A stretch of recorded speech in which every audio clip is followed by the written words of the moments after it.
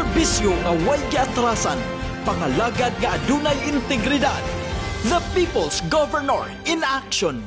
Governor Baricuatro naghatag sa calamity assistance sa mga pamilya sa Tabugon nga totally damaged ang pinuy-anan sa niigo nga linog. Daghan sa mga nahatagan sa cash assistance, nagpasalamat sa gobernador sa pagpakabana. Sa lungsod sa Tabugon, kauban sa Provincial Veterinary ug Provincial Agriculture, si Governor Baricuatro naghatag og kabaw ug kanding tabang sa panginabuhian sa mga mag-uuma, samtang kagamitan sa panagat ang gihatag sa mga mangingisda.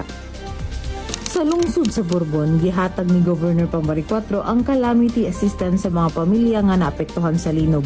Tag 10,000 pesos ug tag 10 kilos nga bugas ang gihatag. Sa pakig-alayon sa Provincial Veterinary ug Provincial Agriculture, gipanghatag usab ang kabaw ug ganding isip panginabuhian sa mga mag-uuma samtang kagamitan sa panagat ang gihatag sa mga mangingisda.